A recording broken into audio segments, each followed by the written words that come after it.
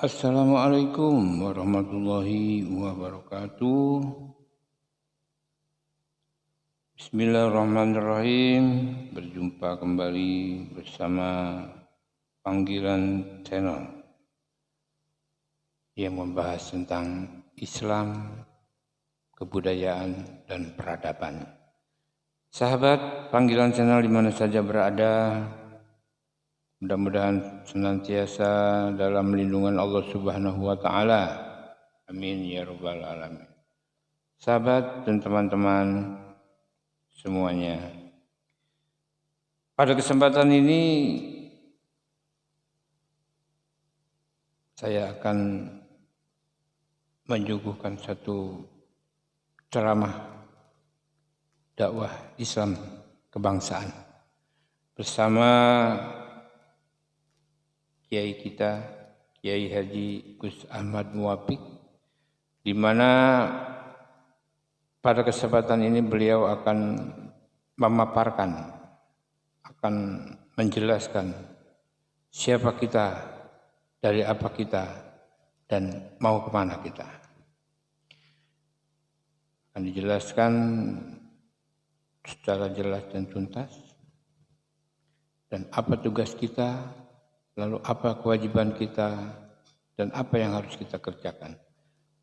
Di sini akan jelas diutarakan, dituturkan nanti oleh Kiai Haji Gus Muwafiq, dan mudah-mudahan tentunya ini akan menjadi satu pelajaran dan bekal kehidupan kita di dunia ini menuju alam kejayaan kita, kebanggaan kita, alam yang pasti semua orang masuk ke sana, menuju ke sana. Ya sahabat, pada kajian ini, kesempatan di sini, Gus Muwafiq akan menjelaskan secara jelas kita sebagai manusia yang serakah, nafsu, dan angkara murka. Itu secara pribadi masing-masing. Dalam artian yang ada yang merugikan manusia, ada yang merugikan lingkungan, ada yang merugikan hewan lain. Ya, makanya disebut sadis, rakus. Akan tapi pada batas-batas tertentu yang sesuai dan anjuran yang diajarkan.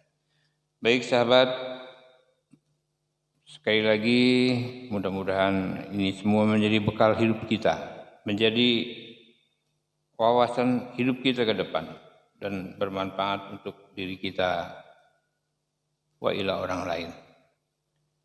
Baik, kita ikuti saja pengajiannya, dakwah kebangsaan bersama Gus Muwafiq. Seluruh santri waktu itu yang ngaji, istirahat, masjid tutup, sabar. Memang manusia itu ada masanya kelahi, musuhnya banyak. Manusia itu memang musuhnya banyak dari dulu, karena manusia ini pendatang. Manusia ini kan musuhnya banyak dari dulu, karena pendatang. Kenapa disebut pendatang? Allah yang menyatakan, inni ja'ilun fil ardi khalifah. Aku akan bikin penguasa, pemimpin di bumi. Dari mana? Dari langit. Diturunkan ke sini. Jadi sampean ini, manusia ini termasuk alien, hantu. Dia temennya malaikat, temennya iblis. Jadi manusia itu keren, temennya malaikat, temennya iblis, itu sampean itu. Bukan penduduk bumi. Yang asli penduduk bumi itu ya itu asli penduduk bumi. Ya babi itu asli penduduk bumi, anjing, celeng, ular, sapi, kambing, itu asli penduduk bumi.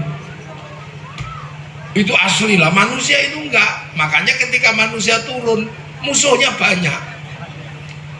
Karena manusia ini disifati dalam dialog antar malaikat dan Allah, ataj'alu fiha mayyufsidu fiha wa yasfikut dima. Apakah engkau akan membuat yang senengannya ngerusak dan menumpahkan darah? Ternyata begitu manusia turun memang senengnya ngerusak. Apa aja kalau kedatangan manusia rusak, pasti dan wajib. Wajib rusak. Manusia mau bikin rumah merusak hutan. Ya kalau nggak boleh nebang pohon, mau bikin rumah dari mana? Ya manusia harus merusak hutan, ditebang. Nah sementara hutan itu tempatnya ular, maka sampean kalau merusak hutan musuhan sama ular, digigit mati. Tapi karena manusia lama-lama pinter, ularnya dimakan mati kan? Terus gitu jadi manusia itu kan? Manusia bikin lapangan, ya manusia bikin lapangan sepak bola, itu merusak rumahnya tikus. Tikusnya nggak punya rumah, pergi. Akhirnya begitu tanami padi, padinya dimakan tikus, gantian mau musuhan. Selalu gitu, manusia itu merusak. Mau bikin baju, merusak rumahnya ulat. Ulat sutra bikin rumah dirusak. Maka sampean kena ulat gatelen. Manusia itu merusak, memang harus begitu. Mau bikin masjid, merusak gunung, pasirnya ditambang, batunya ditambang, terus akhirnya bikin pabrik semen, merusak tanah, rumahnya semut, rumahnya yuyu dirusak semua. Ya begitu. Mau bikin anak, merusak anak orang.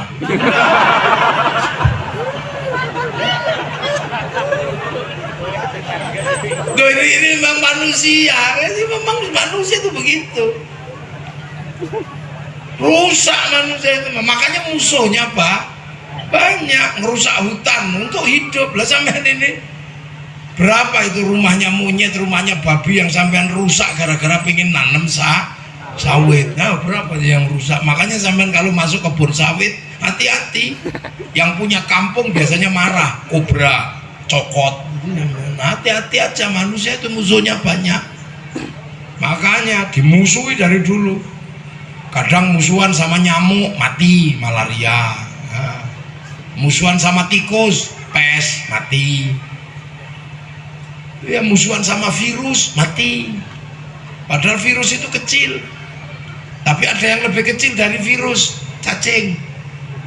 Cacing itu lebih kecil dari virus. Karena virusnya cacingan. Loh ini manusia jadi merusak, maka sampean jangan heran dan menumpahkan darah. Pengen sehat, menumpahkan darahnya kambing. Manten anyar lemes, pengen kuat, menumpahkan darah kambing kek. Pakan. Pengen protein, menumpahkan darahnya ikan gurame. Pengen sehat, gurih, menyambut tamu, menumpahkan darah ayam. Apalagi kalau ayamnya susah dikejar, bawa babonnya, terus dicek, jagonya naik, tangkep. Akhirnya mau kawin nggak jadi. Ini kan manusia paling jago. Makanya manusia itu musuhnya banyak. Dulu musuhan sama dinosaurus. Manusianya dipakan dinosaurus, T-Rex. Lama-lama dinosaurusnya kalah.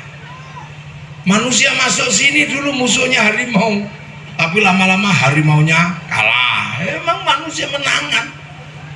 Ikan yang pinter berenang kedatangan manusia habis. Walaupun nggak bisa berenang manusia dipotas mati. Dia memang manusia merusak hobinya. Karena kehidupannya ini berasal dari nutfah seluruh dunia. Buah mangga makan. Itu padahal dia bagus, mentul-mentul rusak. Jadi tidak usah heran kalau kemudian manusia itu hobinya merusak dan menumpahkan darah. Makanya manusia musuhan terus, dan manusia nggak pernah berhenti bermusuhan itu.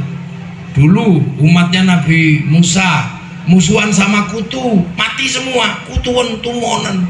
Sampai rambut irung itu metu tumone, sampai rambut ngisore udel tumonan gitu. Wal kumala itu dulu itu ada loh, Al-Quran itu yang cerita manusia dihajar tumo mati semua. Oh kuping dileboni tumo, hidup tumonen, Sampeyan ra kebayang lho hidup nang tumonen ning grondel. Itu zaman Nabi Musa, mati semua. Tapi manusia hebat karena pemimpin menang lagi, ketemu Pedito. Habis semua. Nah, ya. Jadi kalau sekarang manusia musuhan sama corona, ya jangan heran meningkat kelasnya. Corona, tapi sekarang corona kalah karena manusia sudah ketemu vaksin. Jadi nggak usah gaya-gayaan. Saya nggak takut corona, saya hanya takut kepada Allah. Ya sudah, kau nggak usah takut corona, takutlah pada Allah. Yang bikin corona itu Allah. Saya nggak takut sama harimau, harimau yang bikin Allah. Coba aja tidur samping harimau. Timut kamu. Esok-esok sekarang balung itu, balung congor itu. Untuk ada doyan. Makanya sekarang sudah divaksin, alhamdulillah. Kalau ada di sini yang belum divaksin dan nggak mau, nggak apa-apa. Datang ke saya nanti tak kasih hadiah umroh. Bagi yang tidak mau divaksin, saya punya dana, miliatan dana saya untuk menjamin yang tidak mau divaksin. Tak kasih hadiah haji sama umroh. Sudah sini aja, maju. Ayo, mana yang nggak mau divaksin? Tak kasih haji sama umroh. Kalau sudah mau mau haji sama umroh, kalau mau berangkat pasti divaksin. Ya nggak jadi nanti mau udah divaksin. Nah itu loh manusia, makanya manusia itu urusannya banyak. Jadi manusia jadi sampean kayak begini. Ini tidak berdiri sendiri. Di situ ada darah ikan, di situ ada darah ayam, di situ ada rumah monyuk yang hancur karena sampean bikin rumah. Makanya manusia itu jangan pernah sombong. Tuh kan, jangan sombong kalau kita itu gagah. Seolah-olah kita ini bisa mandiri, nggak bisa manusia itu terus sok-sokan itu, karena yang jadi sampean ini banyak sekali unsurnya itu, jadi banyak sekali unsurnya. Kalau manusia yang asli ya nggak terlalu banyak butuh apa-apa.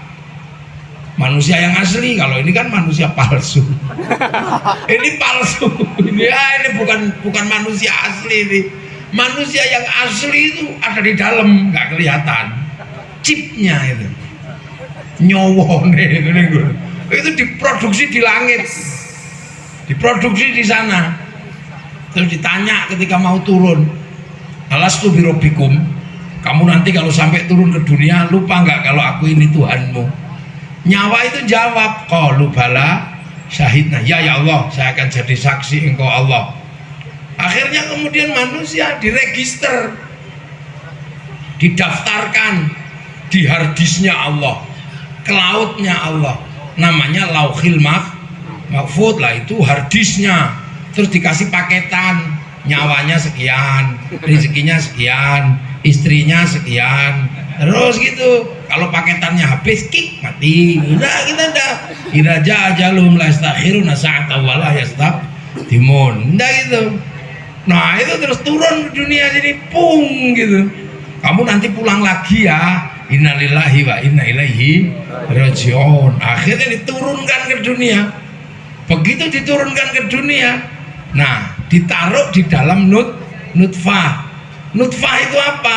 Zat hidup yang ada dalam setiap makanan yang dimakan oleh orang tua kita, disatukan di dalam rahim, namanya nutfah, dadi alaqah, dadi mudghah, dadi segumpal daging. Nah di sini ini daging. Ya sampean nggak usah tak jelaskan bagaimana ngumpulkan daging itu, malam Jumat apa malam Rebu, terserah lah. Yang penting sampean kumpulkan itu antara punya bapak punya ibu, terus listriknya dipateni apa pakai terang ya nggak apa-apa. Kalau pengen anaknya putih, lampunya jangan dimatikan. Kalau pengen yang hitam-hitam ya matikan. Nah, bapak nanti terus nyawa itu ditaruh di dalam daging. Nah akhirnya daging ini kemudian berkembang, casingnya ini assembling kalau dalam bahasa pabrik itu, dikaroseri, dikasih casing, terus 9 bulan selesai, kasih daging, kasih darah, kasih tulang, kasih otot, bungkus kulit, tumbuhi rambut. Nah setelah itu 9 bulan keluar. Nah jadi yang ini keluarnya, ini bungkusnya aja. Bungkusnya, kalau yang bikin bungkusnya kok pesek, ya keluarnya pesek.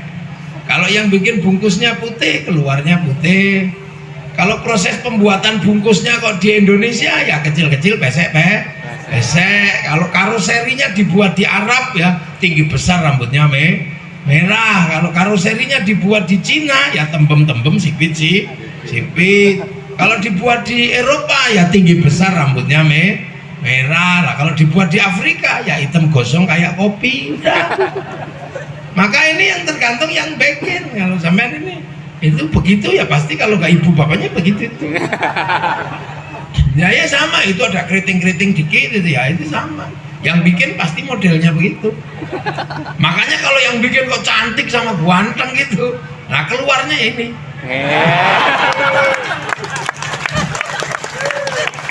Itu kan gitu.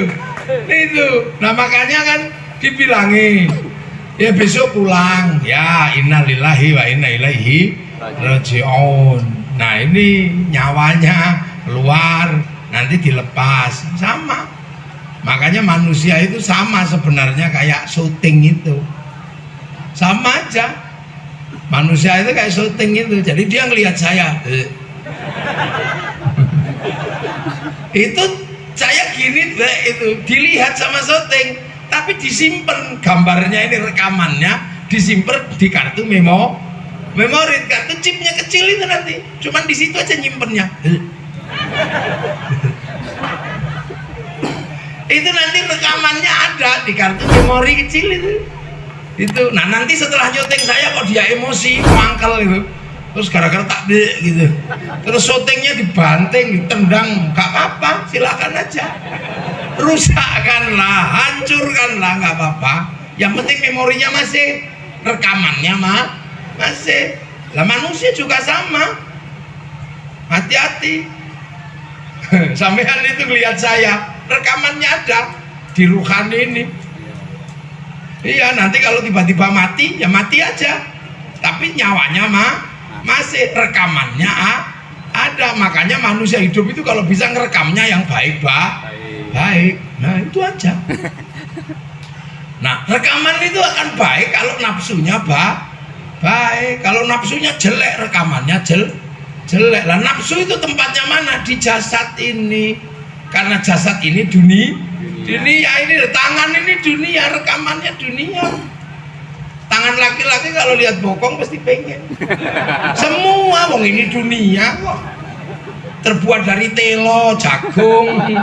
Dunia, tangan siapa aja sama, tangan Pak Giri sama.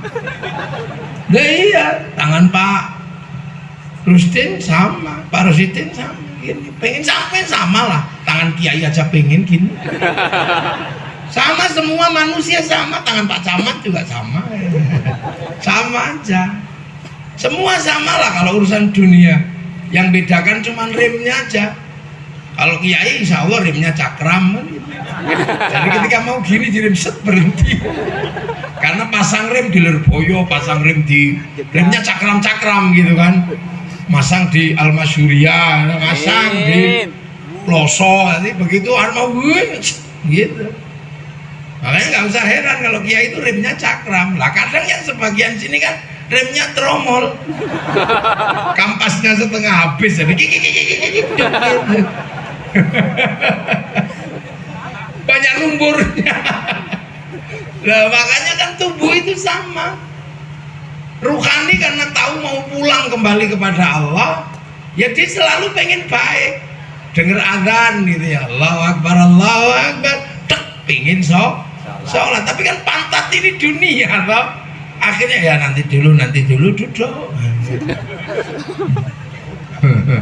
duduk itu sampai kiainya capek nunggu azan zuhur jam 12, ditunggu sampai 2:30 juga belum datang. Akhirnya kiainya Robana masih belum datang, tombo hati masih belum datang, marah, diuruki jangan.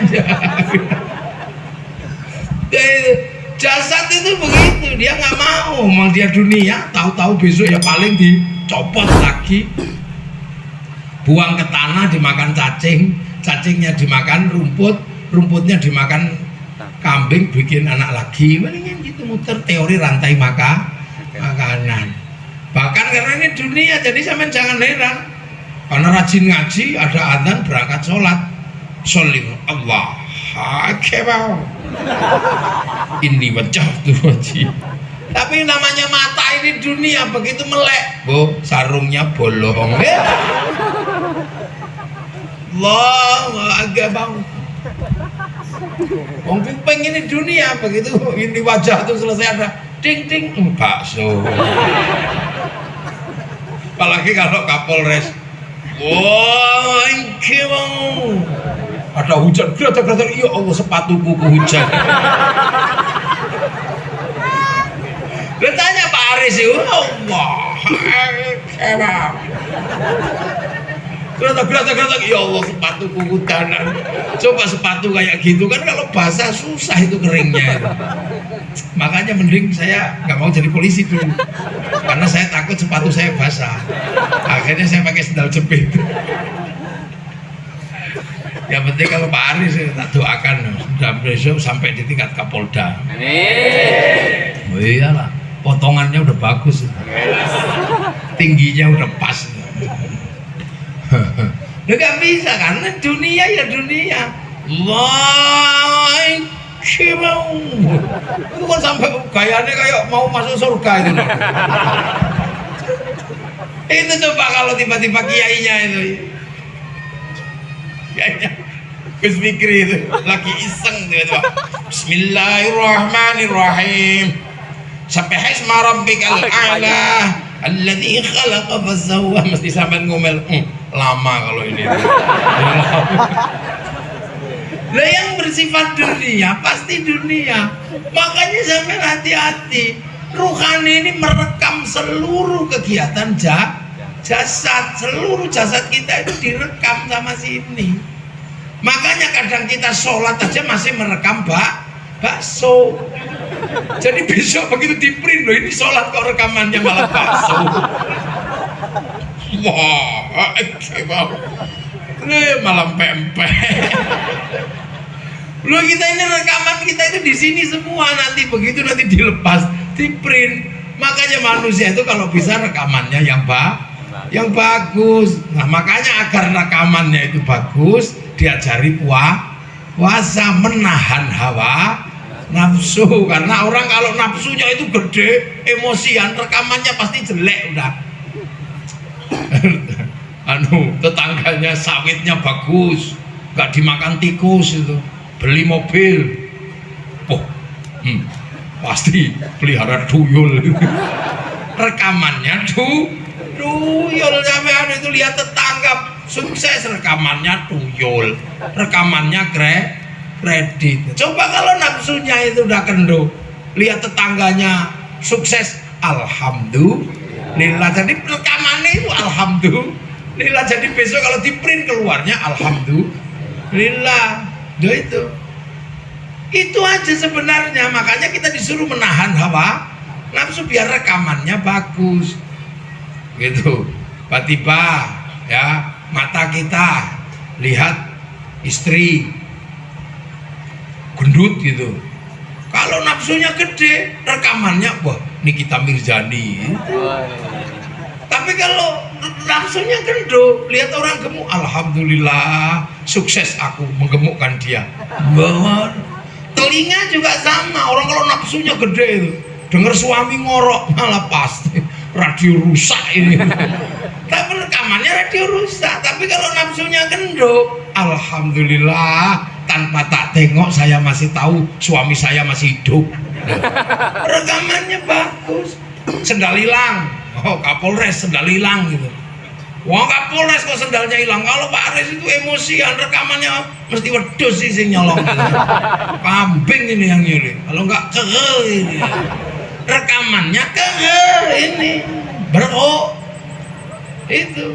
Tapi Tapi kalau orang nafsunya kendo, sendalnya hilang, ya Allah, Masya Allah, siapa yang nggak punya sendal sampai butuh sodako sendal dari saya? Bagus rekamannya.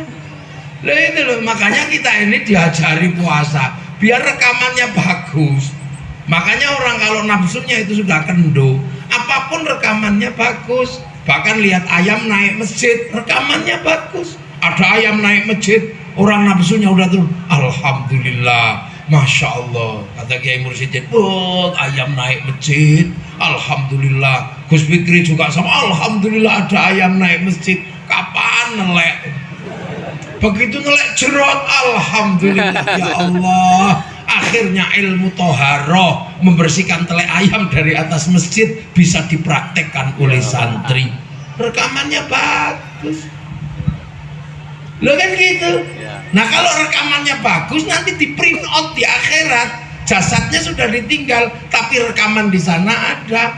Kalau yang rekamannya kambing tadi itu ya di print, kok ada kambingnya sampean? Kambing dipanggil, Bing, kenapa kamu ada dalam hatinya Pak Kapolres? Kenapa Pak Kapolres sampai ada rekaman kambing misalnya gitu? Iya, nggak terima saya, ya Allah, nggak terima saya. Masa saya difitnah nyuri sendal? Padahal kan seumur-umur nggak ada kambing kok nyuri sendal. Itu.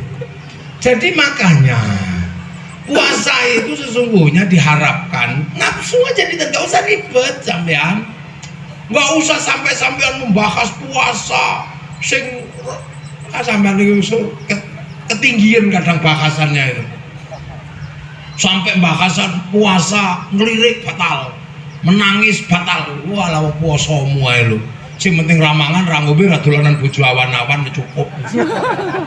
Aman enggak apa-apa kalau nggak tahan lihat es kopior, beli aja nggak apa-apa. Kemu boleh. Loh, tapi jangan diminum. Kemu. Wangkel itu puasa kok lihat tiba-tiba ada orang jual es degan enak gitu. Nggak kuat sampean, tahan. Nggak kuat, beli. Kemu boleh. Lah kan gitu. Puasa itu enak sebenarnya. Nah, kalau puasanya kiai ya beda lagi lah. Ngelirik es degan aja bisa batal kan. Tapi kalau puasa sampean yang penting nggak ngombe ngerokok apa-apa. Yang penting jangan masuk ke belakang kindil-kindil itu. Makanya puasa itu sikatan boleh, ngicipi makanan boleh, yang nggak boleh itu masuk ke belakang kindil-kindil. Memang apa itu pintunya, pintu gerbangnya mulut itu. Nah rekaman ini nanti kan kembali kepada Allah. Mithqala dzarratin khairan yara, mithqala dzarratin syarran yara. Kebersihan ruhani insya Allah kita dapat. Tapi sampean jangan lupa bahwa jasmani yang menghasilkan rekaman, ya jasmani kita yang merekamkan itu loh. Ini kan sangkutannya banyak. Wong sampean itu bisa sehat karena berhubungan dengan grame. Apalagi kalau orang puasa. Puasa itu buka tutupnya makan. Makan itu doanya Allahumma barik lana, berkahilah kami, mutakallim ma'al ghair, bukan mutakallim wahdah. Karena yang urusan makan itu banyak orang. Yang masak siapa, yang bikin bumbu siapa, yang bikin rice cooker siapa. Nah itu banyak melibatkan orang. Yang punya garam bukan orang ini mana, bukan orang Muara Enim, tapi orang Jepara sana, orang Sarang, orang Rembang. Sampai nggak pernah tahu bahwa yang bikin garam itu nggak sambil kencing kan, sampai nggak ngerti. Makanya uyah itu sama uyuh itu dekat. Podo asine kan. Jadi makanya nah waktu itu kemudian Bung Karno ini punya gagasan setelah manusia ini bersih secara spiritual. Sementara di Indonesia ini manusia ini kan campur, yang puasa juga ganggu tetangga pakai mercon ya, yang puasa juga mengandalkan yang jualan kolak, yang puasa juga mudik mengganggu jalan orang, bagaimana bersihnya jasmani, bersihnya ruhani ini diimbangkan dengan bersihnya ruhani. Itu kemudian Bung Karno punya gagasan, bagaimana kemudian negara membuat agar orang bersih secara ruhani, bersih secara jasmani. Nah, karena puasa itu urusan agama, bertanya kepada Kiai Wahab Hasbullah, lahirlah gagasan halal bi halal. Ayo minta halalnya. Karena dalam bahasa agama yang dipahami oleh NU, yang dipahami oleh kiai, bahkan agama pun kalau sudah dipakai oleh manusia sudah nggak bisa berdiri sendiri. Agama itu kalau sudah dipakai manusia nggak independen. Dia melibatkan banyak hal yang terlibat di situ. Kiai contoh dalam urusan yang di luar yang puasa ya, kiai misalnya ngajar sholat, kiai ngajar sholat, semua kiai bisa, tapi yang namanya pelajaran sholat itu pasti diimbangi dengan pelajaran menutup aurat. Kiai masih bisa mengajarkan penutup aurat, tapi penutup aurat itu kain itu urusannya pabrik kain. Kiai yang ngajar sholat pikirannya udah nggak nyampe urusan pabrik kain. Pabrik kain urusannya Cino. Yo, terus Cino ini mbok pateni udah. Agama itu begitu. Jadi makanya sampean jangan sok-sokan. Puasa sholat itu agama. Ya, tapi sholat itu harus toharo, harus pakai wudu, salah satunya pakai air. Air sekarang itu urusannya pipa sama sanyo. Kiai ngajarkan toharo, tapi sudah nggak sampai ketika berpikir sanyo sama pipa. Itu urusannya Mas Pion. Jadi agama itu akhirnya bahwa ketika sudah dipakai manusia, agama itu sudah sangkutannya banyak. Haji diajarkan sama kiai bisa sampean. Kiai ngajarkan haji sampai mabrur bisa. Tapi kalau udah urusan berangkat, itu urusannya Boeing sama Airbus, itu urusannya Yahudi sama Nasrani. Makanya kiai nggak suka ribut, hancurkan Yahudi, bunuh Yahudi. Ini Yahudi mati semua, kita pergi kajinya renang. Loh, agama itu di dunia, nah dunia itu dari dulu begitu. Makanya kan sekarang ini ada banyak sekali orang lupa bahwa seolah-olah agama itu mandiri. Kalau orang sudah baik, merasa baik sendiri, dia nggak mau berbagi sama yang lain. Nah ini yang kadang oleh kiai-kiai sepuh, oleh ulama-ulama ahli sunnah wal jamaah, ini kadang terus tiba-tiba, kok sekarang tiba-tiba ada orang beragama modelnya aneh. Tiba-tiba membangkitkan sesuatu yang sudah diselesaikan oleh ulama dahulu. Tiba-tiba muncul selamat Natal haram. Ini apa? Karena di Indonesia itu sudah terbiasa karena agamanya banyak. Waktu di Arab agamanya satu Islam, ketemu Yahudi, ketemu Nasrani, sampai di sini ketemu Hindu, ketemu Buddha, bahasannya jadi banyak. Islam itu waktu di Arab bahasan makanan itu paling roti, gandum sama kurma. Sampai sini bahasan makanan itu jadi banyak. Ada umbut, ada gembili, ada uwi, ada nasi jagung, banyak. Waktu di sana Islam itu bahasan itu a'udzubillahi minasyaitonirrajim, masih syaiton. Sampai sini bahasan syaiton itu tambah apa? Tambah genderuwo, tambah pocong, tambah gundul pringis, tambah suster ngesot, tambah kolor hijau, tambah banyak bahasannya. Kalau di sana bahasannya baru unta, binatang ya unta, kambing, sapi, paling harimau. Sampai sini ada bahasan garangan, regul, banyak di sini, ulo sendok, ulo pitok, ulo kadut. Sampai di waktu di sana bahasan buah itu paling ya masih ruman, apa itu delimo, tin, zaitun, kurma. Sampai di sini bakasan buah itu ono duren, ono kesemak, ono cipluan. Jadi makanya agama itu begitu sampai di tempat kita rame, indah, pertemuannya semakin banyak. Nah itu makanya ulama-ulama dulu tenang. Nah sekarang ini muncul yang baru-baru. Yang baru-baru ini ribetnya luar biasa, tapi nggak istiqomah. Makanya sampean hati-hati kalau ikut kiai yang model baru. Mereka itu kiai freelance. Kiai freelance itu umatnya itu subscribe sama like. Gini-gini jelek-jelek, gini Surya NU. Jadi aman sampean kalau saya yang ngomong. Ada tanggung jawab organisasi. Nah sekarang kan nggak tanggung jawab. Coba tiba-tiba selamat Natal haram. Nah sementara orang yang Nasrani selamat Idul Fitri. Bahkan selamat Idul Fitri, selamat Natal diselamati orang se-Indonesia. Dua-duanya libur. Nyepi libur, diselamati. Ya selamat gitu. Kalau orang Islam mengatakan selamat Natal menjadi Kristen, kita beruntung. Setiap orang mengacarkan selamat Idul Fitri jadi Islam. Nyatet TPI itu urusan zakatnya gimana kan? Tapi kalau ada yang begitu nggak apa-apa, saya seneng aja. Tapi yang istiqomah.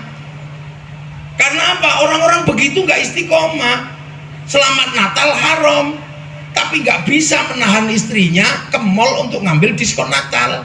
Nggak bisa. Jadi yang komplit kalau beragama itu jangan kemudian diambil enaknya doang.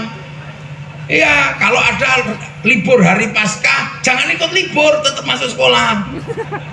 Jangan pakai kalender Masehi, jangan pakai Januari, Februari, Maret, jangan. Karena kalender yang benar adalah kalender Hijri ya pakai apa nih? Rabiul Awal, Rabiul Akhir gitu. Tapi harus ingat kalau kamu mengharamkan kalender Masehi, hati-hati. Kalender Hijriyah itu kalender zaman Sayyidina Umar, zaman Rasulullah masih pakai kalender Masehi, Rasulullah pakai kalender Masehi. Ayo. Mau apa ya ayo. Nah ini nggak istiqomah. Tahu-tahu bank haram karena mereka pingin bank itu tidak riba. Ya sudah, kalau riba dari dulu kiai nggak ada yang mau riba. Siapa kiai yang mau riba? Nggak ada. Tapi kalau mengatakan bank itu riba, nanti dulu kita duduk sini. Karena kalau sampean katakan bank itu riba, hukumnya pasti haram. Nah itu dulu, maka kiai entar dulu, nggak begitu. Kita diskusi. Tapi ada yang ngotot sampai keluar dari bank, seluruh bank haram. Nggak apa-apa, tapi istiqomah. Kalau sudah mengatakan bank itu haram, jangan pakai uang. Loh iya no, uang itu produksi bank kok. Uang itu produksi bank, nggak ada uang produksi KUD, itu nggak ada. Seluruh perangkat keuangan itu bank yang bikin. Jangan pakai uang. Ya nggak tahu, terserah mau pakai apa. Pakai emas, silahkan.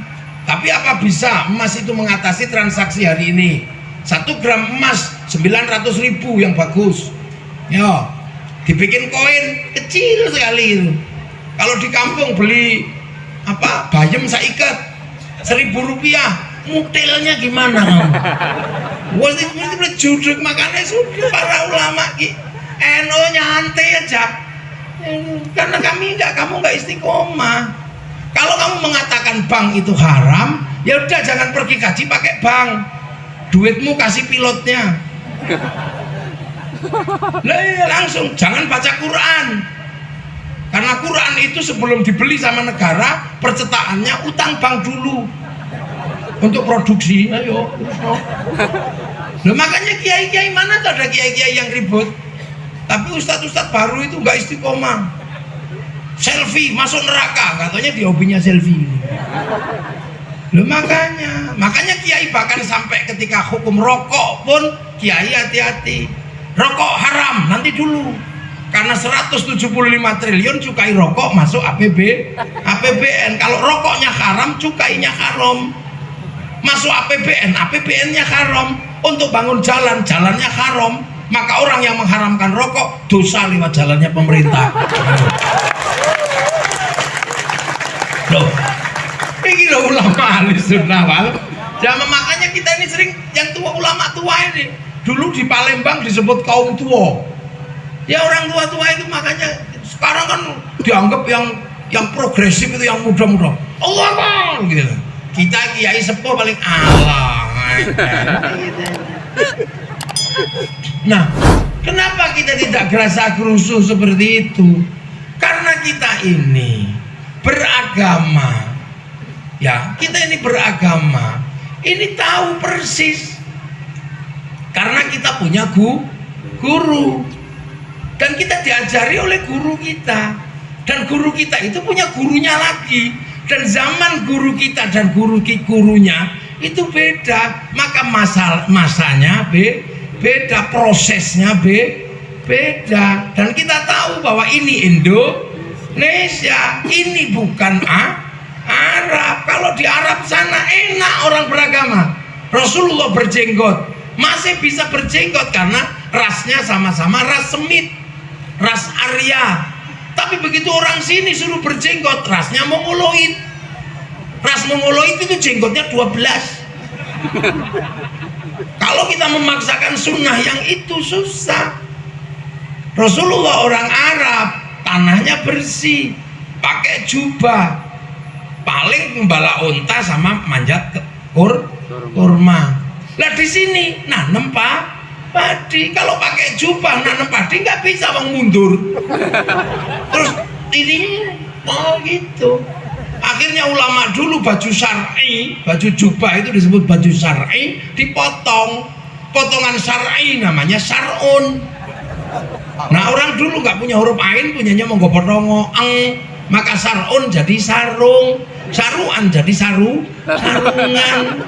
Begitu dipakai sholat, dilinting antara dada sama puser, karena ada lintingannya. Maka kiai kalau takbir sederhana, Allahu Akbar, nggak khawatir melotrok karena pasti nyantol.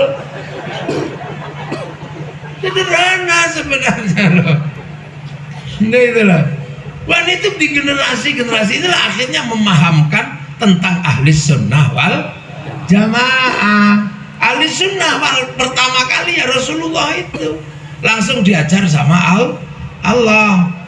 Nah setelah Rasulullah punya murid ya namanya Sokabat, ya sama-sama orang Arab. Makanya Sokabat itu termasuk penterjemah Rasulullah kelas 1, mampu bersama Rasul. Amarona Rasulullah Shallallahu Alaihi Wasallam, kada aku diperintah sama Rasul.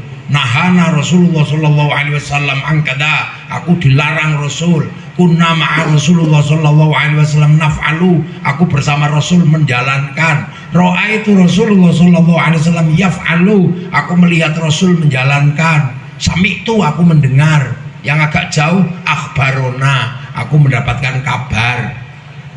Nah, orang yang ketemu Rasul pertama kali itu bukan orang Palembang, tapi orang Arab sana.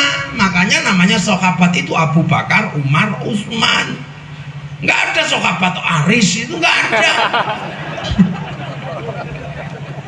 Nggak ada. Giri itu nggak ada. Apa lo Giri? Nggak ada. Apa tuh Giri itu orang Fikri itu yang punya. Karena orang Arab gitu loh. Nah, setelah ini kan banyak, ada Ali, Abu Bakar, Umar, Utsman. Nah, sahabat ini banyak gitu loh. Nah, Rasul meninggal. Kemudian para sahabat ini punya murid. Yang itu punya murid. Nah, sahabat punya murid namanya tabi'in. Bahkan di generasi ini masih dekat dengan Rasul. Contohnya Sayyidina Ali. Sayyidina Ali ini punya keturunan namanya Sayyidina Husain, Sayyidina Hasan. Sayyidina Husain ini putra Sayyidina Ali. Yang kebetulan Sayyidina Husain diambil menantu oleh orang Persia, oleh orang Persia itu ya, Iran, Irak sekitarnya itu, Parsi. Nah, itu yang ngambil menantu Raja Parsi namanya Rustum. Akhirnya sampai di sini dikenal dengan nama Rustam. Rustum. Nah akhirnya orang Persia ini yang tadinya menyembah api karena Majusi, Zoroaster menyembah api. Orang Majusi itu kalau nyembah api, apinya ditaruh di bangunan tinggi namanya Manaro. Nah Manaro ini bagus bentuknya ada apinya. Maka begitu orang Majusi masuk Islam, Manaronya itu dibuang apinya, ditaruh di depan masjid. Akhirnya masjid orang Persia bagus, punya Manaro. Semua orang pengen bangun Manaro di depan masjid. Sampai di sini dikenal dengan nama menara. Itu Pak sumbangsihnya orang Majusi. Yo, masjidnya Rasul nggak ada menaranya. Mau masjid Mekah kotak itu aja, langsung atasnya dikasih pelepah kurma. Nah itu. Nah Sayyidina Husain menghadapi konflik politik sampai terbunuh. Punya anak namanya Sayyid Ali Zainal Abidin. Ini tahu aja, jadi biar tahu. Nah Sayyid Ali Zainal Abidin kemudian bergerak keluar dari Jazirah Arab karena konflik politik antara Banu Hashim sama Bani Umayyah. Nah ini loh, maka santri-santri nggak mau lagi berbicara politik agama karena di zaman itu Bani Umayyah, Banu Hashim bunuhan, apalagi kelas kita, wah wes tambah urus nanti itu kelas 1 aja gitu. Nah Sayyid Ali Zainal Abidin diteruskan oleh anaknya namanya Sayyid Bakir. Sayyid Bakir bergerak keluar Arab, punya anak namanya Sayyid Ja'far Shadiq. Ya, punya anak Sayyid Ja'far Shadiq, tambah ruwet itu politik. Sampai Sayyid Ja'far Shadiq tambah jauh keluar, bikin sholawat wa asghilil dhalimin bin dhalimin wa akhrijna min bainihim salimin. Sholawat asghil itu sholawat Sayyid Ja'far Shadiq. Tambah jauh akhirnya keluar deh di Arab, tambah runyam keluar, punya anak namanya Sayyid Ali Uraidi. Terus keluar tambah jauh, meninggal, diteruskan putranya namanya Sayyid Muhammad. Sayyid Muhammad tambah jauh, diteruskan Sayyid Isa Naqib. Tambah jauh diteruskan Sayyid Ahmad. Karena hijrah keluar Arab tambah jauh, dikenal dengan Ahmad Al-Muhajir. Nah Ahmad Al-Muhajir ini punya anak namanya Sayyid Ubaidillah. Sayyid Ubaidillah diteruskan keturunannya namanya Sayyid Alwi. Alwi bin Ubaidillah bin Ahmad Al-Muhajir inilah yang mengeluarkan Alawiyin. Ya, ada Syakron, ada Asegab, ada Al-Attos, itu dari sini. Nah Sayyid Alwi punya anak Sayyid Muhammad, terus bergerak keluar dari Jazirah sana, punya anak Sayyid Alwi. Sayyid Alwi punya anak Sayyid Ali Khalid Qasam. Tambah jauh dari Arab bergerak, Sayyid Ali Khalid Qasam punya anak namanya Sayyid Ahmad Sohib Mirbad. Tua jauh keluar punya anak namanya Sayyid Alawi Amil Faqih. Tambah jauh punya anak namanya Sayyid Ahmad Sayyid Abdul Malik. Nah itu yang mengeluarkan klan Azmat Han karena sampai Mongolia. Belum sampai sini, masih di Mongolia sana. Nah Sayyid Abdul Malik punya anak Sayyid Ahmad Jalaluddin sampai Champa, daerah Kamboja. Di situ punya anak namanya Sayyid Muhammad sampai Pasai bersama siapa? Sultan Malikus Soleh Malikud Ghair mendirikan kerajaan Samudra Pasai. Belum sampai Palembang. Dan di situ punya anak Sayyid Jamaluddin Al-Husaini Al-Kabir, dinamakan Syekh Jumadil Kubro. Udah mulai masuk ke Nusantara, ketemu Hindu, ketemu Buddha, ketemu apa. Di situ mulai. Terus ke akhirnya ketemu Sriwijaya. Nah punya anak namanya Sayyid Ibrahim Asmoro Kondi. Punya anak namanya Raden Rohmat Sunan Ampel. Nah itu di Surabaya ketemu Majapahit. Punya anak namanya Raden Maktum Ibrahim Sunan Bonang. Nah itu di Tuban. Mbah Maktum punya murid namanya Sunan Kalijaga. Bergerak di pedalaman pakai wayang, pakai gamelan, karena zaman itu belum ada sinetron. Makanya orang kalau ngerti sejarah ini nggak akan ribut masalah wayang. Itu tandanya mereka pekok itu kalau kayak gitu. Dia nggak tahu. Ya. Nah Sunan Kalijaga itu akhirnya punya murid namanya Sunan Geseng. Itu yang dalam sejarah dijelaskan suruh baca ya hayu ya qayyum, keliru ya kayuku ya kayumu itu. Belum ada pondok tahfidzul Quran zaman segitu. Nah Sunan Geseng punya murid namanya Mbah Abdul Halim Pangeran Benowo putra Joko Tingkir Sultan Hadi Wijoyo. Terus itu digerakkan, punya murid lagi namanya Mbah Abdul Rahman Lasem Mbah Sambu. Nah itu terus akhirnya sekian tahun punya murid Mbah Jabar di Tuban. Mbah Jabar punya murid namanya Mbah Abdul Mbah Sufyan di Tuban. Punya murid Mbah Abdul Halim di Boyolali. Mbah Abdul Halim punya murid Mbah Abdul Wahid di Solo Tigo. Itu kakeknya Mbah Hashim Asy'ari. Nah, Mbah Abdul Wahid di Solo Tigo punya murid namanya Mbah Khairon, dikenal dengan Mbah Gareng Ngeroto Purwo. Jadi itu generasi itu Belanda zamannya, perang bedil-bedilan itu. Nah, Mbah Abdul Wahid, Mbah Khairon punya murid Mbah Asy'ari. Mbah Asy'ari punya murid, punya putra namanya Kiai Hashim Asy'ari, pendiri Nahdlatul Ulama. Punya murid namanya Mbah Abdul Karim di Lirboyo. Punya penerus namanya Mbah Makhrus, Mbah Marzuki. Punya murid Mbah Idris. Lah Mbah Idris punya murid Gus Pikri itu. Gitu loh. Jadi jelek-jelek begitu kiai. Karena al ulama warasatul anbiya, jadi dapat warisan dari mana? Makanya kita ini tahu, oh zaman Mbah Hashim perang sama Belanda. Apa yang diperebutkan? Merebut simbol harga diri bangsa, bendera merah putih. Maka kita sekarang tinggal hormat, udah nggak perlu perang. Kalaupun karnaval pakai betadin, bukan darah Belanda. Nah hormat, maka hormat bendera adalah hormat pada simbol harga diri bangsa. Lah yang nggak ikut perang nggak tahu itu, makanya dikira hormat bendera itu nyembah. Karena mungkin nenek moyangnya nggak ikut perang, yang lain lagi perang, dia lagi bandar dadu, bisa jadi. Lo gitu loh, ini negara. Jadi zaman itu makanya kita ini khol ziarah. Kita tahu di zaman guru kita, oh ini zamannya wayang, oh ini zaman gamelan, oh zaman guru kita waktu itu untuk ngumpulin orang sholat pakai beduk, oh setelah zaman beduk pakai speaker, oh sekarang speaker istirahat karena pergi ke masjid pakai WA, kan bisa pakai alarm. Lu zaman itu berubah, tapi yang harus diketahui adalah perjumpaan.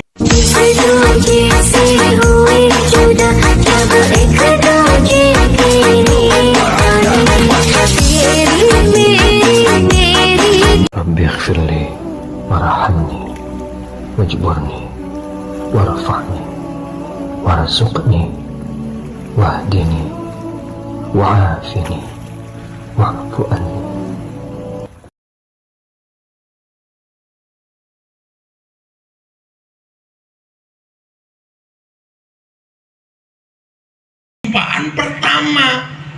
Perjumpaan pertama Islam dengan Nusantara yang berbeda-beda.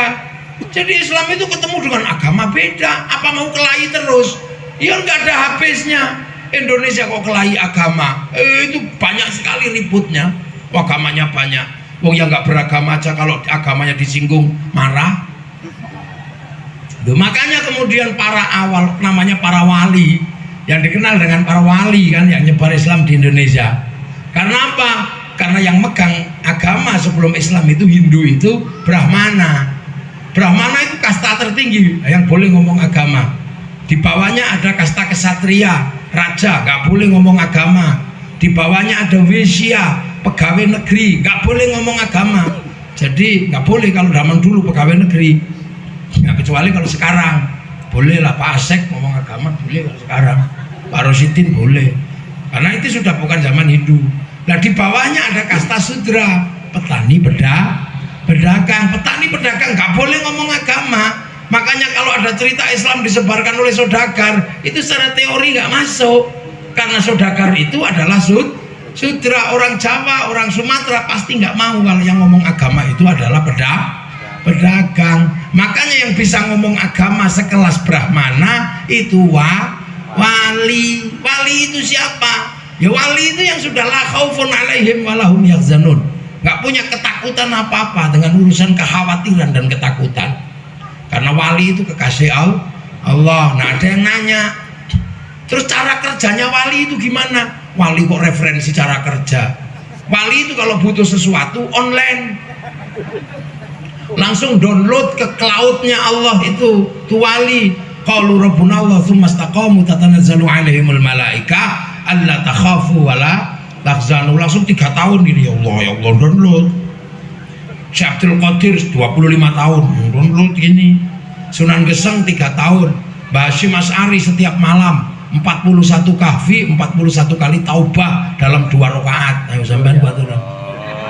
Makanya jangan sok-sokan kita kembali kepada NU-nya Kiai Hasyim, berarti kamu harus sholat 2 rakaat itu aja. Sok-sokan kita ini. Nah itulah. Ya, download wali itu maka kuotanya besar. Lah kita kalau diajak download langsung tidur. Maka kita nggak punya wifi, kuota kita kecil, paket datanya kecil. Ya Allah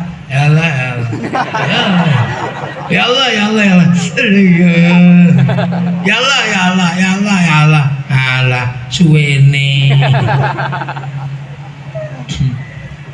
Makanya nyawa kita itu kalau kirim sesuatu, kirim Fatihah, kirim apa, sama dengan handphone. Kalau nggak punya wifi, cari wifi gratisan .co.id lah. Kalau kita mau ngirim paket data, mau ngirim Fatihah, kirim doa, nggak punya paketan, ya pakai wifi gratisan. Wifi-nya siapa? Nabi, wali. Ila hadratin Nabiyil Mustafa, namanya tawassul. Nanti wa ila jami'il muslimina wal muslimat wal mu'minina wal mu'minat al ahya'i minhum wal amwat al Fatihah seritbet gitu. Kebagian semua mau pakai wifi. Makanya kalau ada orang nggak percaya doa bisa dibagi, tak jelaskan sampean. Kemarin yang sepak bola final mana? Liverpool sama Madrid. Ya. Bener Liverpool itu. Sama Madrid. Sampean kesana nggak? Nonton nggak? Enggak. Yang nonton paling orang sana nyuting 1 orang. Setelah disyuting naikkan ke satelit. Oleh satelit dibagi seluruh dunia. Namanya siaran langsung, bagiannya sama, jamnya sama, dapat sama. Makanya kalau ada orang nggak percaya doa bisa dibagi, orang itu pasti nggak punya TV. Oh bilang juga, mesti ratu TV kok gue, ratu TV, tenan itu pasti nggak punya TV orang itu. Nah akhirnya para wali ini download, ini diapakan? Islam ini datang ketemu dengan beraneka macam agama, suku, bangsa. Akhirnya apa? Disatukan. Yang bisa menyatukan ini siapa? Rasulullah. Karena apa? Rasulullah punya konsep menyatukan orang yang berbeda-beda dalam satu tanggung jawab dengan konsep kullukum ra'in wa kullukum mas'ulun an ra'iyati. Kalian semua adalah pemimpin yang harus saling bertanggung jawab. Maka konsep ra'iyah dijadikan konsep mempersatukan perbedaan antar suku, antar agama, antar bangsa. Konsep ra'iyah itulah yang akhirnya dipakai dan diserap ke bahasa Indonesia menjadi rakyat. Rakyat itu adalah konsepnya Rasulullah. Makanya sampean jangan salah. Dan satu-satunya bangsa muslim dunia yang sanggup mengambil kalimat ra'iyah untuk menjemput warga bangsanya hanya muslim Indonesia. Kita bukan people, not vox populi vox dei. Suara mayoritas, suara Tuhan. Kalau semakin mayoritas, semakin kita berkuasa, semakin menjadi diktator, penindas. Ada namanya diktator mayoritas atas nama Tuhan. Kita juga bukan komunis. Komunis itu diktator proletariat, yang bawah yang berkuasa. Nah, ini adalah konsepnya Rasul Ra'iyah. Ini, jadi sampai jangan heran. Makanya kita kalau ketemu dengan agama berbeda, yang rukun saling tanggung jawab, karena rakyat itu tidak lagi saling mengkafirkan. Loh, makanya ini loh kiai-kiai ahli sunnah wal jamaah yang tua ndak kufar kafir. Karena apa? Karena konsep rakyat itu tidak lagi saling mengkafirkan. Itu Rasul zaman wani karo Kanjeng Nabi ya. Kullukum ra'in wa kullukum mas'ulun an ra'iyati. Kita ra'iyah. Dan bangsa muslim Indonesia menyebut diri rakyat. Yang hamba sahaya akhirnya jadi saya, yang kawulo jadi kulo. yang abdi jadi abdi. Itu kan konsep luar biasa, nggak ada di dunia ini. Nah itu makanya ro'iyah itu kalau ngumpul disebut musyarakah, dikenal dengan bahasa masyarakat. Jadi jangan pernah khawatir Islam kalau kuat akan menindas, nggak bisa. Ro'iyah itu tetap sekuat apapun hidup saling bertanggung jawab. Jadi yang dibayangkan Bung Karno sendiri nggak pernah bilang people, enggak,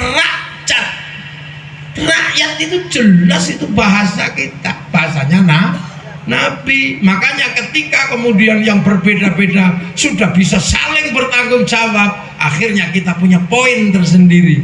Arab satu bangsa pecah menjadi puluhan negara, Eropa satu bangsa pecah jadi puluhan negara, tapi kita puluhan bangsa, puluhan agama, puluhan suku mampu bersatu dalam satu negara, kesatuan Republik Indonesia.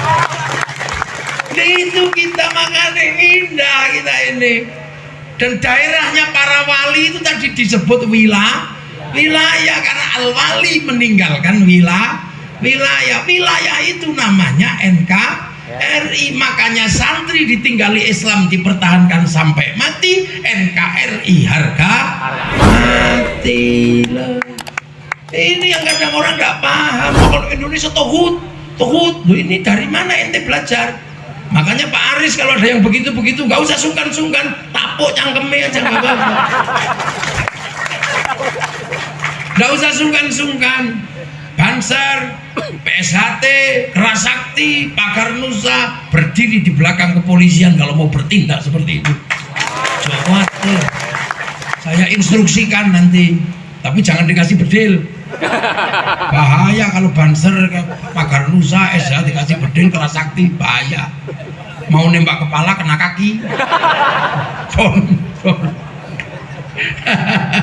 Nah ini negara. Makanya sistem negara kita adalah majelis permusyawaratan rakyat, dewan perwakilan rakyat. Jadi nggak bisa main-main jadi anggota DPR itu, apalagi wakil ketua DPR, nggak bisa.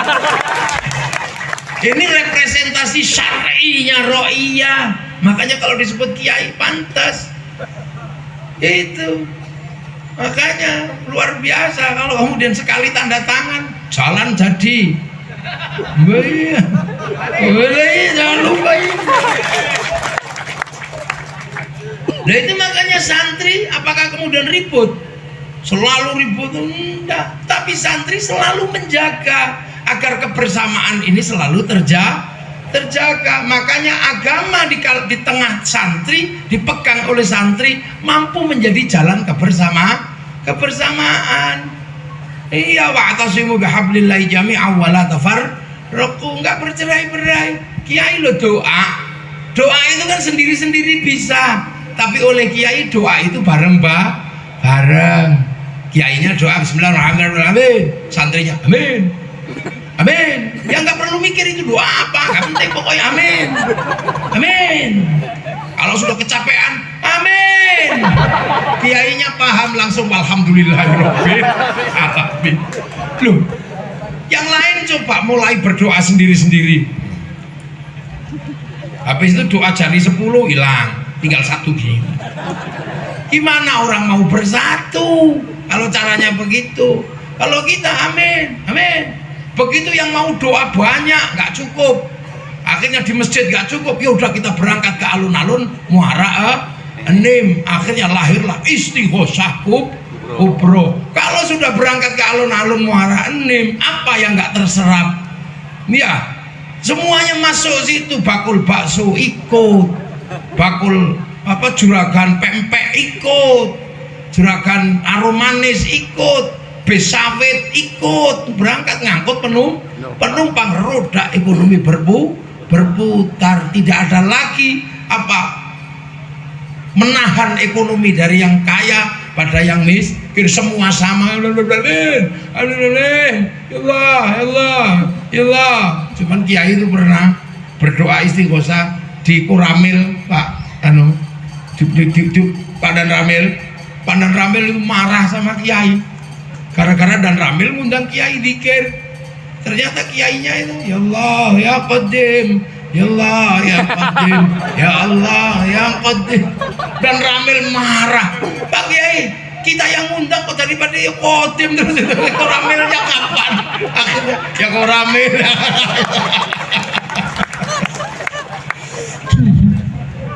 Coba ya itu kalau sudah begitu, semua terlibat.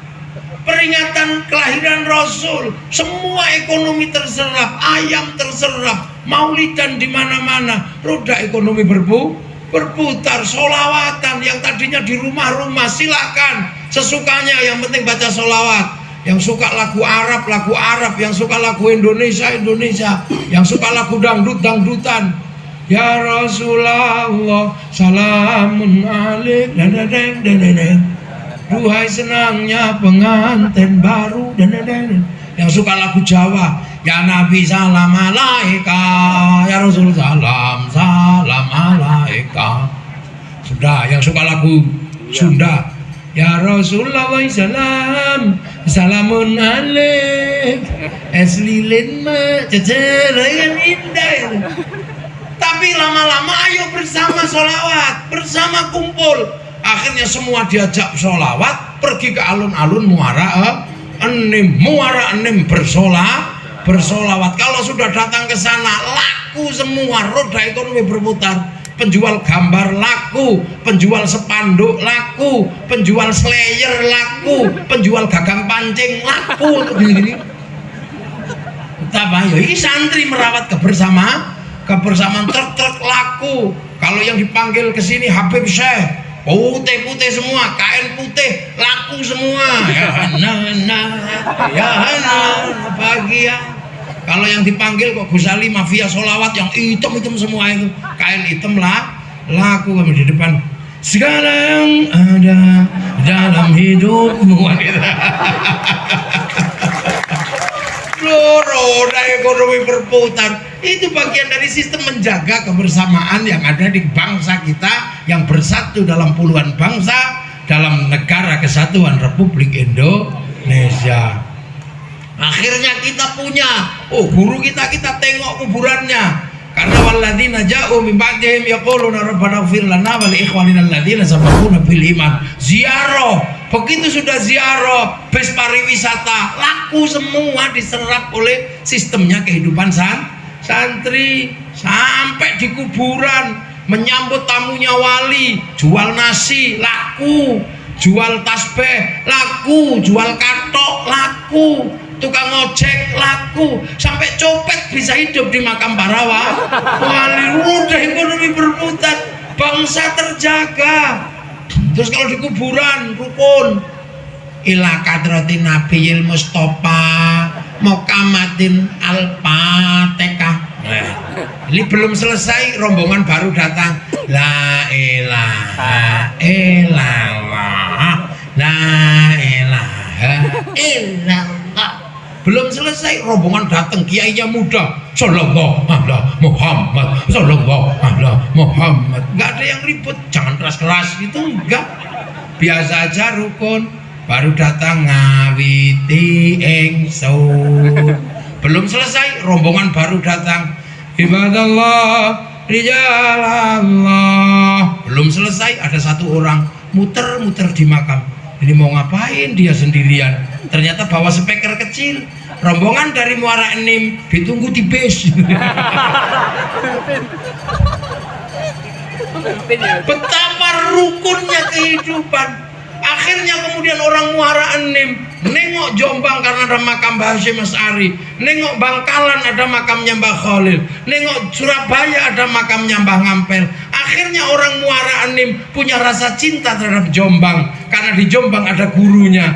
Pergi ke Bangkalan, rasa cinta pada Madura ada karena di Bangkalan ada gurunya. Ke Surabaya, rasa cinta pada Surabaya karena ada gurunya. Akhirnya tanah-tanah yang diziarahi, di mana guru-gurunya bersemayam, melahirkan rasa cinta pada tanah-tanah di tempat gurunya bersemayam. Kalau itu semua berjalan, lahir kebersamaan dalam cinta tanah air Indonesia.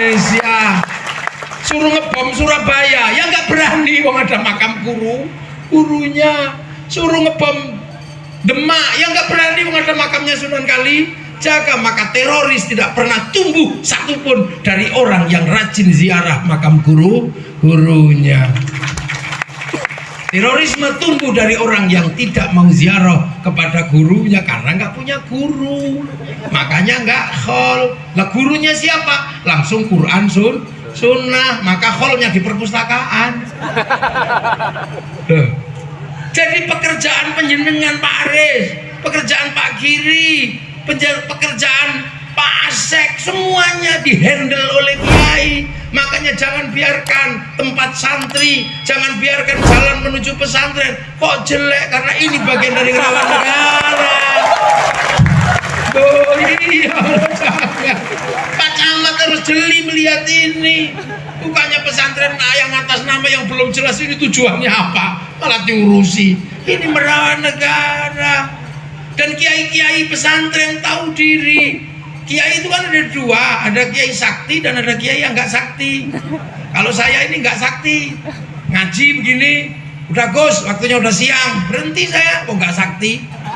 Kiai sing paling sakti siapa? Kiai kalau sudah khutbah Jumat, itu kiai paling sakti. Nggak ada yang berani komplain, udah tep, itu nggak ada. Itu tempat yang paling sakral, yang nggak ada orang berani ude-ude, makanya harus dijaga nih. Kalau tempat itu nggak ada yang jaga, bablas bisa olo-olo orang, provokasi orang. Makanya khutbah itu ala santri kasih tongkat sama suruh baca. Karena kalau khutbah baca teks dan megang tongkat itu nggak akan pernah olo-olo orang. Karena apa? Megang tongkat, ittaqullah, gini-gini tongkatnya lepas. Ittaqullah, baca teks. Kalau begitu teksnya lepas, disebul kipas angin, bubar teksnya. Makanya kiai yang pegang tongkat dan baca teks, khutbahnya pasti santun. Ittaqullah. Begitu tongkat hilang, teksnya hilang, Jokowi gitu. Makanya yang nggak ada tongkatnya pasti paling pertama ribut. Makanya kemarin waktu corona itu yang ribut ya mereka santri, jangan sholawatan. Ya udah berhenti, paling aman. Iya, walaupun ratusan tahun sholawatan berhenti. Ya udah untuk sementara nggak usah ziarah, berhenti. Nggak usah khol, berhenti. Loh, mengelola orang begitu indah di hadapan para ulamanya. Loh, kadang negara itu nggak tanggap dengan yang seperti ini, malah yang kayak gini nggak dopeni.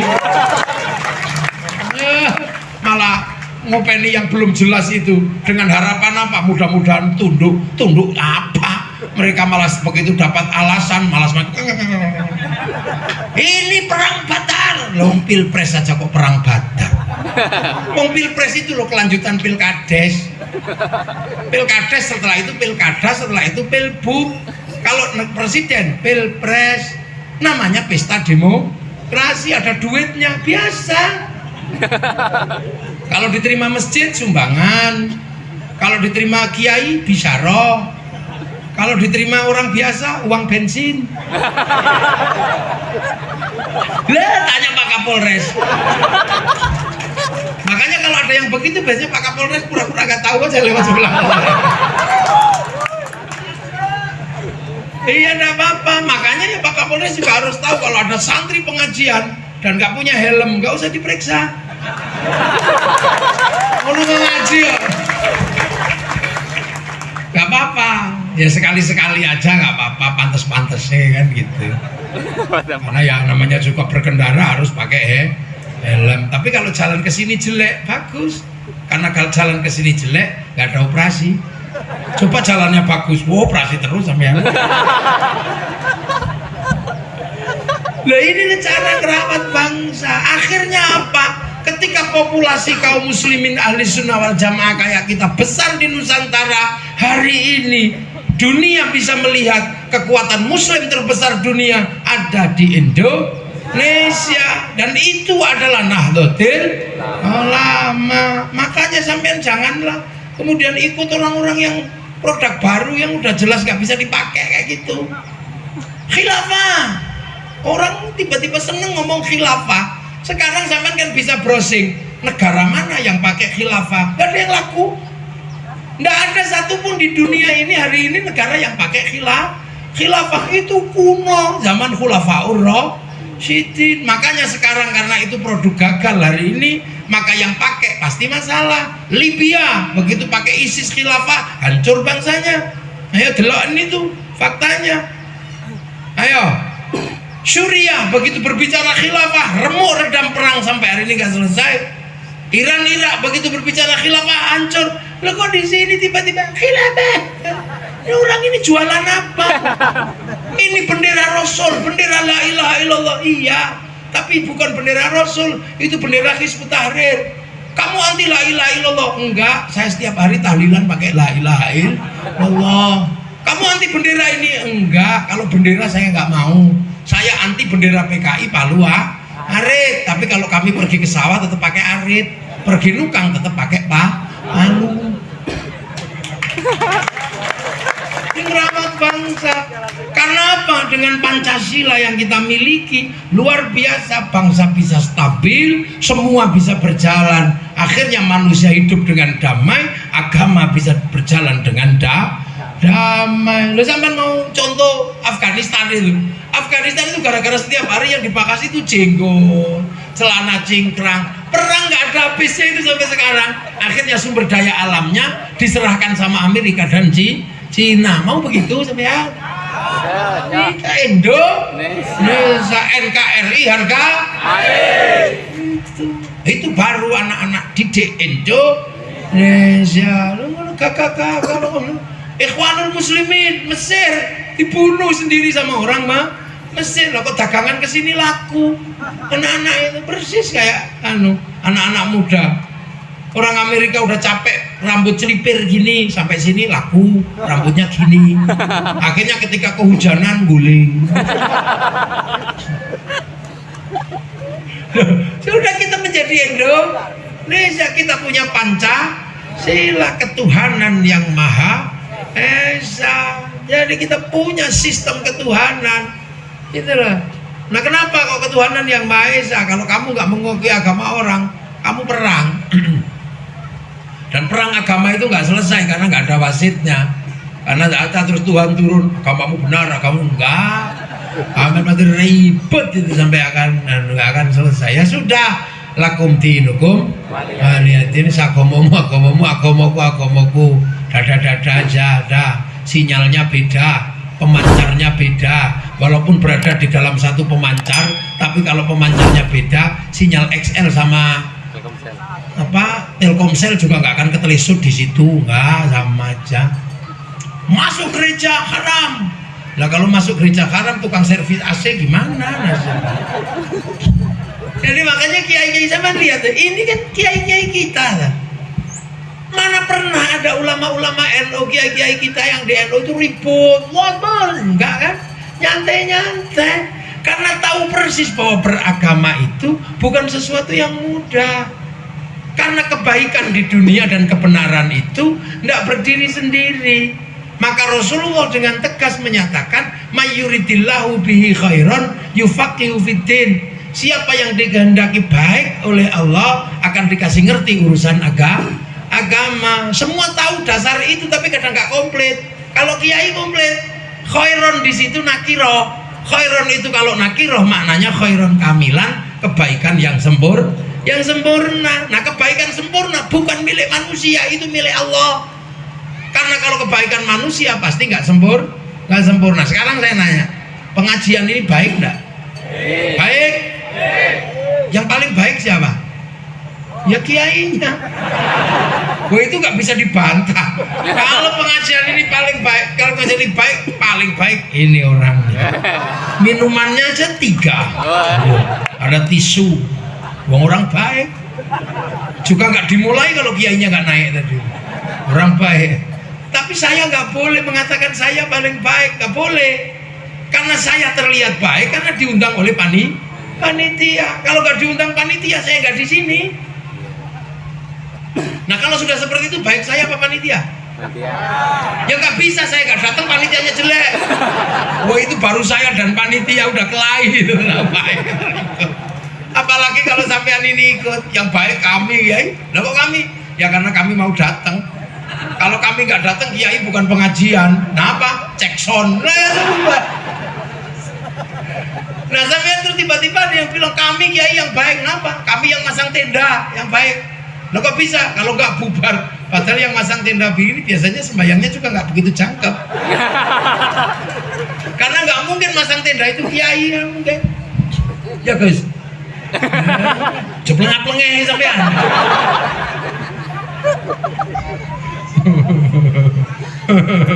Nggak bisa, semua dia bisa berdiri sendiri. Makanya jangan pernah menganggap bahwa kebaikan itu berdiri sendiri.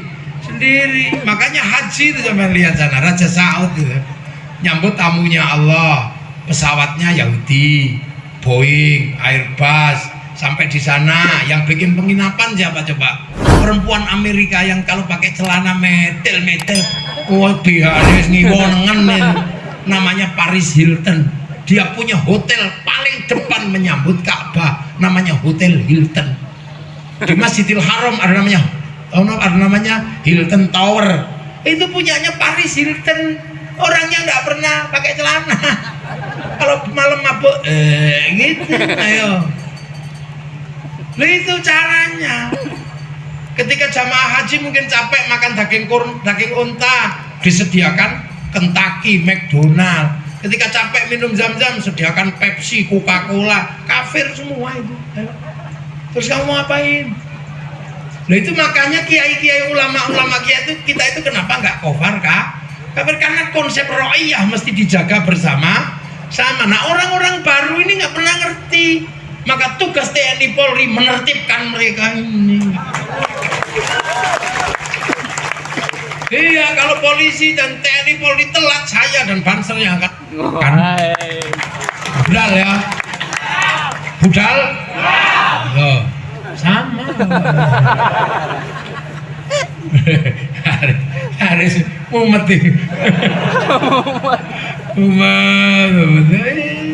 Kita bergerak tanpa anggaran. Iya, kita bergerak tanpa anggaran karena kalau pakai anggaran terjadi pelanggaran. Itu makanya kita ini indah, jangan olok-olok bangsa kita dong setiap hari. Malaysia itu jam 10 malam sudah nggak boleh pengajian. Dan dilarang sama di atas jam 10 pakai sound pengajian, ditangkap itu sama pemerintah Malaysia. Di sini jam 12 malam, jam 1 masih gini-gini. Biasa kok ada, terus tiba-tiba negara kita adalah kriminalisasi ulama. Ulama mana yang dikriminalisasi? Emang mereka kriminal? Kayak mana? Urusan gebukin orang terus tiba-tiba berubah menjadi urusan bela negara. Kan aneh-aneh aja nih. Ya. Orang sudah tahu pemerintah Singapura itu mau nangkep dia, malah datang ke sana. Ya dideportasi. Ngomong aneh-aneh aja anak-anak ini. Ya itu iklan gratis. Lah ya dia udah tahu. Saya aja kalau masuk ke Malaysia diinterogasi selama 2 jam kok. Lah saya pernah di Malaysia di Singapura diinterogasi 2 jam. Karena di situ ada video saya ngisi banser pakai golok, pakai senso. Apa ini banser? Apa itu banser? Gak ngerti dia. Setelah 2 jam saya bilang, I'm sorry mister, I'm magician. Aku tukang sulap. Oh no katanya. Kenapa nggak dari tadi kalau ngomong tukang sulap?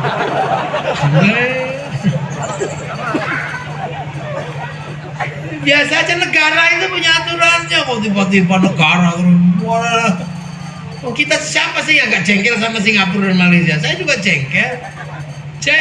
Gimana dia dikasih Inggris 1 jam lebih awal dari jam Jakarta? Inggris memberikan 1 jam lebih awal dari jam Jakarta terhadap Singapura dan Malaysia.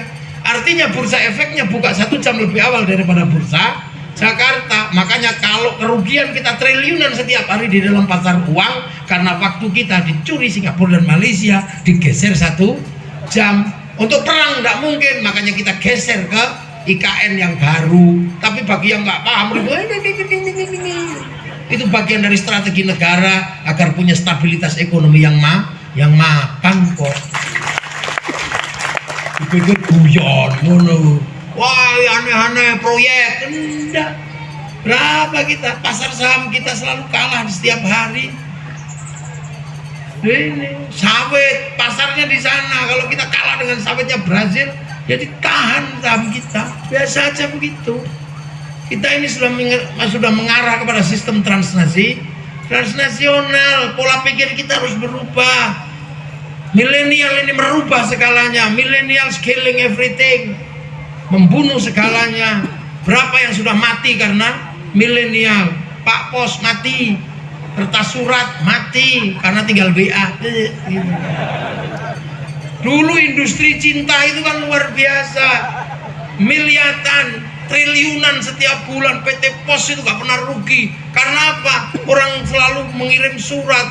Industri cinta itu menghasilkan kertas pink, tulis tinta warna biru, jangan warna merah, putus. Yang berbau melati, gendruwo, cari yang berbau mawar, nulis terus, menghasilkan industri cara menulis surat cinta. Percetakan di mana Dek? Semenjak kepergianku ke Muara Enim dalam transmigrasi, aku merindukanmu. Entah kenapa, setiap malam bayang-bayangmu selalu hadir dalam mimpiku, sehingga setiap melihat bayang-bayang sesuatu seperti melihat bayang-bayangmu. Aku rindu kekasihku, perih. Seperti kata penyair, kau tusuk di sana, berdarah di sini. Kekasihku, aku tahu malam hari ini kau pun merindukanku. Karena desau angin yang datang menerpa telingaku, membisikkan namamu di telingaku. Syahdu. Oh ya. Tapi gak apa-apa, kerinduan ini demi masa depan kita berdua. Ini dulu pasti begitu, karena bukunya sama. Tapi aku yakin malam hari ini kau dan aku sedang duduk di bawah sinar rembulan yang sama. Untukmu yang kurindukan dan masa depan ibu anak-anakku. Wah, bawahnya 4 kali 4 16. Sempat tidak sempat harap dibalas. Itu menghasilkan industri Pak Pos, industri Honda Win, hilang semua sekarang. Partel hilang karena kerinduan cukup dari samping kirim mah. Coba dulu kita mau lihat Afrika, kita menunggu flora dan fauna, udah ditunggu seharian yang keluar Pak Harmoko. Sekarang itu hilang industri itu. Karena kalau mau lihat Afrika tinggal ketik, semua ada di sini. Tinggal ketik tengu Afrika, kucing India, bokong India, ada di sini semua. Dari urusan Tuhan sampai urusan setan. Dulu santri itu nggak berdosa kalau nggak ke sungai dingke orang mandi. Sekarang cukup lihat ini ada, wong adus, ada di sini. Ini dunia itu di sini. Inilah ini dunia baru. Dan itu semuanya bayar. Bayar ke siapa? Bayar ke Mark Zuckerberg. Bayar sampean. Dan kita nggak bisa berbuat banyak terhadap industri ini. Karena apa? Ketika domain internasional diluncurkan, huruf kita tidak didaftarkan dalam algoritma internasional. Jadi ketika kita melakukan pergerakan password dengan huruf Indonesia, kita nggak bisa, karena huruf Indonesia adalah huruf Eropa. Cina berani daftarkan hurufnya. Makanya begitu sistem digital berjalan, sistem milenial terjadi, dia lawan transaksi internasional, dia lawan Amazon dengan Alibaba, dia lawan WhatsApp dengan WeChat, dia lawan Facebook dengan QQ Render. Berani dia lawan, kita nggak bisa. Sementara cepat atau lambat, 20 tahun ke depan, anak-anak kita yang belajar kemana-mana itu akan jadi pinter. Kalau sudah pinter, dia akan kembali ke sini membuat sesuatu, berproduksi. Kalau tidak ada yang beli, bangkrut.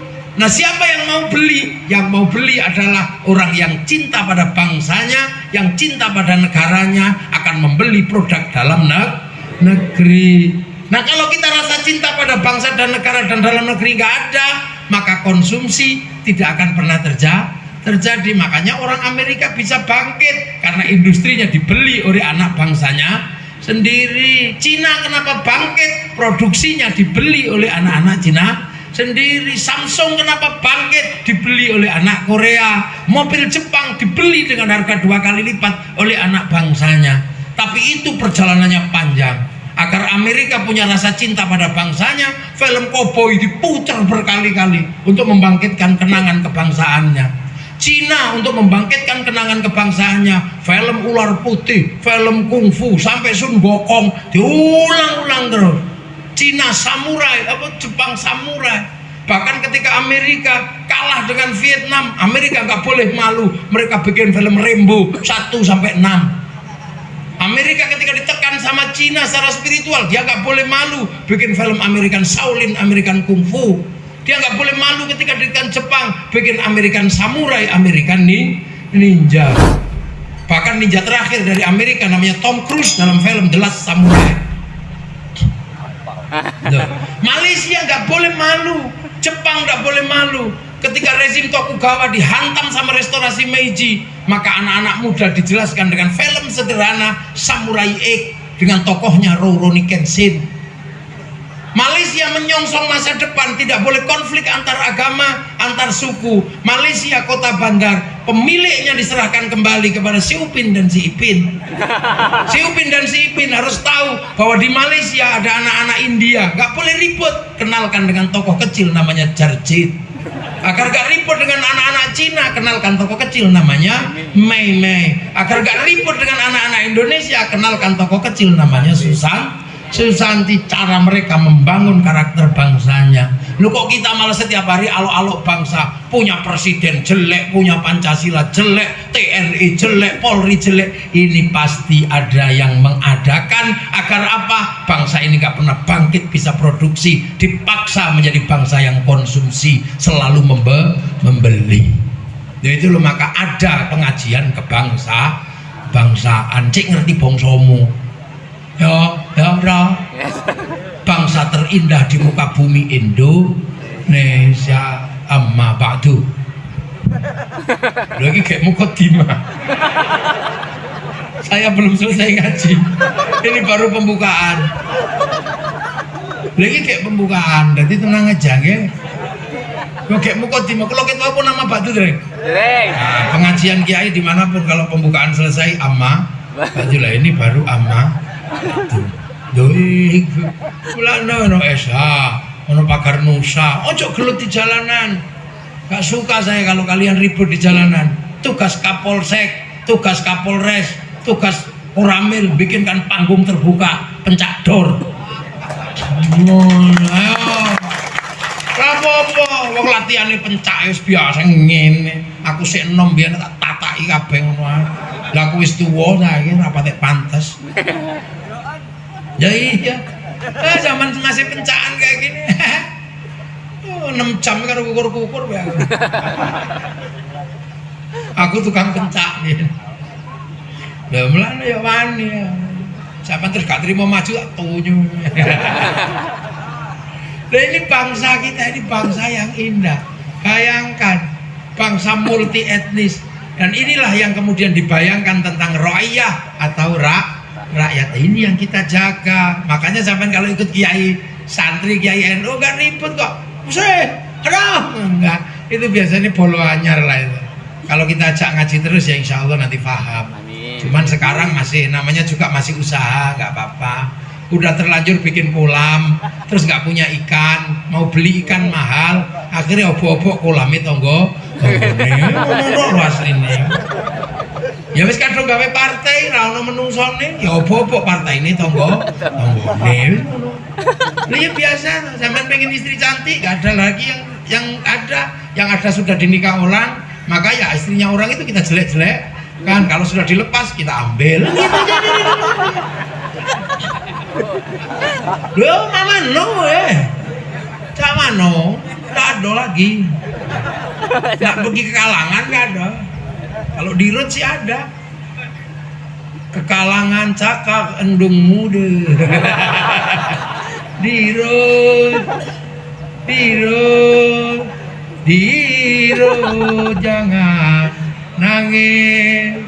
Papang ka berjalan di kalangan cakak endung muda. Biru jangan nangis, Bapang kabala balik, bata endung muda. Senang sekali saya lagu itu. Tapi istri saya yang suka ngomel-ngomel itu. Jangan gitu katanya. Loh kenapa?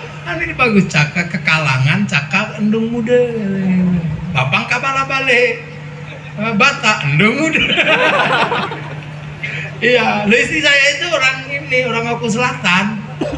Oku Selatan, maka saya gak ngerti. Makanya itulah galaknya luar biasa. Makanya kalau saya ditanya kenapa Kiai nggak nikah lagi, waduh, punya satu galaknya luar biasa.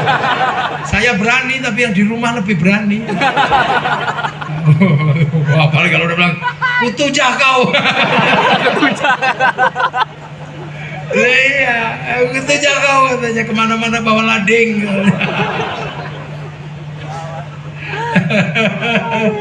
Jadi anak saya itu sudah campuran. Jadi dulu saya ngambil istri dari Sumatera Selatan karena saya itu hitam. Cari yang putih. Nah, naik dikit lah gitu kan. Anak saya agak putih dikit. Ikut kok ke sini. Tapi nggak tahu di mana apa pergi ke mana. Oh, di belakang. Dengar berarti dia. Gawalaknya luar biasa. Pernah saya ditarik itu. Itu kalau nggak perempuan semende itu nggak ada. Perempuan ugan. Gara-gara tak suruh dandan. Dek, dandan yang cantik, jangan sampai kalah cantik sama pengantin santri nanti. Ya, dandan itu. Akhirnya habis subuh dandan sampai jam 6. Berangkatlah pergi. Saya di sini, samping ini santri nyopir, dia di belakang sama anak yang kecil. Tak lirik, oh cantik. Begitu di perempatan ada matahari pagi, nyorot mobil. Ternyata dalam mobil itu ada perempuan cantiknya luar biasa. Mulut saya keperucut. Ya Allah, Bin, cantiknya perempuan itu, Bin. Saya lupa bahwa dia di belakang. Tarik saya dari belakang. Apa tadi bilang katanya? Saya yang dandan dari pagi nggak ada yang muji. Itu perempuan sudah tersembunyi masih kelihatan. Dasar mata laki-laki. Taware, untung bukan dasar mata kiai kan. Taware. Wah, santri samping itu udah pucet itu dia kan. Kiai sama nyainya udah beribut. AC itu langsung seperti hangat. Taware. Iya, saya mau ngomong enggak deh, nggak mungkin bang, saya udah terlanjur ngomong. Akhirnya saya diem ditarik. Dasar mata laki-laki. Perempuan sudah tersembunyi masih kelihatan. Itu saya langsung ambil napas. Iya, aku laki-laki. Kamu harus ngerti bahwa aku laki-laki sejati. Laki-laki sejati pasti bisa melihat perempuan yang cantik setersembunyi apapun. Itulah laki-laki sejati. Karena kalau aku nggak bisa lihat perempuan yang cantik dan tersembunyi, mana mungkin aku dulu menemukanmu. Itu langsung cubitannya kecil. Gitu. Oh, itu saya lirik itu. Susah kalau tangannya masuk ke tas ngambil lading. Nah, ini kita ini udah cukup bahagia lah ya, Indonesia bisa seperti ini. Ya Allah, ini bersyukuri. Suriah itu nggak bisa begini, Libya nggak bisa begini, negara-negara Islam kacau semua. Di Saudi sampean begini ditangkap, di Afghanistan begini diroket. Kita bisa begini kok bisa membayangkan jadi orang lain khilafah, ikhwanul muslimin. Itu anak-anak kecil yang nggak pernah belajar. Karena apa? Nggak punya gurunya, nggak ada yang ngajari karena gurunya pakai Google, kemudian YouTube, Jamiah YouTubiah itu. Tabaya tubuh YouTuban. Ya, makanya kita enak, kumpul semua kayak begini, rukun. Di mana halal bihalal rukun. Maka semoga semua dalam ridha Allah Subhanahu wa taala. Ya, dan kita insya Allah kapan nanti ketemu lagi. Amin, amin, amin. Saya bilang saya akan sering pulang kalau jalan ke tempat saya bagus. Tergantung Pak Giri itu nanti. Oke, matur nuwun, semoga ridha Allah menyertai kita semua.